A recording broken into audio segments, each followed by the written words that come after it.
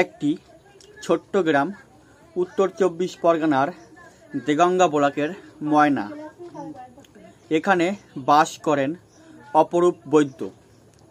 ছোটবেলা থেকেই তিনি মহাদেবের পরম ভক্ত, যিনি গাছ আর মন্ত্রের মাধ্যমে চিকিৎসা করেন। বাবার হলো খুবই শরীর খারাপ ছিল, একটু হাঁটতেই পারছে না। আমি তো জোর করে নিয়ে আসলাম, বললাম বাবা সরোজিনী বাবা ওইখানে দেখে আসি কি হয়, ঠাকুরের কৃপা যদি ভালো হয়ে যায়। আমার প্রায় 1.5 থেকে 2 বছর হলো প্রচণ্ড হাতে আর পায়ে হাঁটুতে পেন হতো।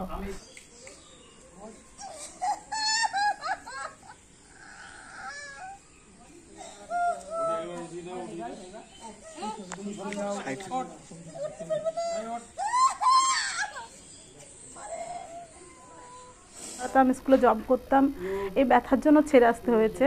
2 হাতে ব্যথা হতো প্রচুর পরিমাণে, আর হাঁটুতে ব্যথার ওষুধ খেতে হতো আমাকে। ওষুধ না খেলে আমি সকালে হয়তো ঘুম থেকে উঠতেই পারতাম না, এতটা। আর হাতটা আমি মুখের কাছে আনতে পারতাম না। গত 2 বছর ধরে তার কাছে দূর দূরান্ত থেকে মানুষ আসছে। এখানে এসে খুঁজে পাচ্ছেন নতুন আশার আলো। 6 মাস ধরে আমার এই ব্যথা ছিল, বা সাইডে কোনো ভারী কাজ করতে পারতাম না। সরকারি হসপিটালে গেছি বসিরহাটে, সেখান থেকে ওষুধ খেয়ে আমার জুত হয়নি। হোমিওপ্যাথি ডাক্তার দেখেছি। তা আমি একদিন মোবাইলে দেখি বাবার স্বপ্নে দেশে ময়না গ্রামে এখানে ওষুধ দিচ্ছে। এখানে চলে এসে দেখি অনেকগুলো লোককে দিচ্ছে ওষুধ। অনেক লোকের জুত হয়ে যাচ্ছে, তারা হাঁটতে পারে না। সেই ওষুধ বাঁধার পরে তারা পুরো সুস্থ হয়ে হেঁটে বাড়ি চলে যাচ্ছে। মানুষের যে সমস্যাগুলো, সেই সমস্যার থেকে এখানে আসলে ওষুধটা বাঁধার পরে তারা মুক্তি পাচ্ছে। অপরূপ বাবার দাবি, এই চিকিৎসা উনি পেয়েছেন স্বপ্নে, মহাদেবের কৃপায়।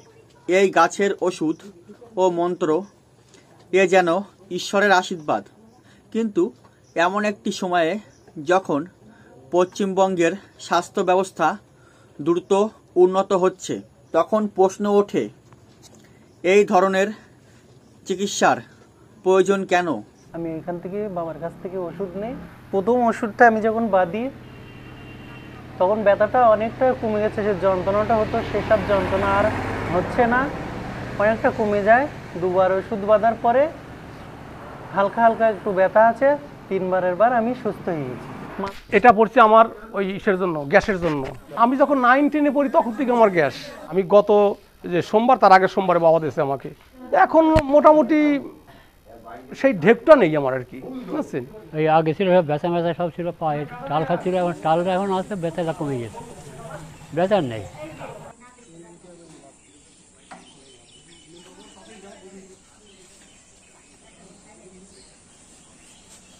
আগে আমি একা টোটে উঠতে পারতাম না, এখন মোটামুটি আমি একাই উঠছি, এখন মোটামুটি ভালো আছে। উত্তর 24 পরগনা জেলায় আছে মোট 233টি হাসপাতাল, যার মধ্যে 50টি সরকারি এবং বাকিগুলি এনজিও ও প্রাইভেট সেক্টরের। আরজি কর, এসএসকেএম, এইমস, এইসব বড় বড় হাসপাতালে আধুনিক চিকিৎসা, উন্নত যন্ত্রপাতি ও দক্ষ চিকিৎসক রয়েছেন। তাহলে মানুষ গ্রামে অপরূপ বৈদ্যের কাছে ভিড় করছেন কেন? এর পেছনে আছে একাধিক কারণ। গ্রামের মানুষ বিশ্বাস করেন ঈশ্বরের কৃপা, স্বপ্নে পাওয়া মন্ত্র আর গাছের ওষুধেই আছে রোগ সারানোর শক্তি। একজন সুস্থ হলে 10 জন শুনে আসেন। এই মিরাক্কেল কেসের গল্প ভাইরাল হয়ে যায়। হাড়টা থরথরাই কাঁপতো আমার, থরথরাই, বুঝছেন, হাড়ের জন্য। তা আমি মোটামুটি এখন তো ভালো আছি। বাবা যে আমারে এখানে ধরলো, বলে দেখেন উন্নতি, হ্যাঁ উন্নতি করতে পারি আমি। কারণ আমি কথা বলে হ্যাঁ হ্যাঁ এরকম সারা লাগতো আমার, বুঝছেন। গত 1.5 বছর ধরে আমি মেঝেতে বসতে পারিনি।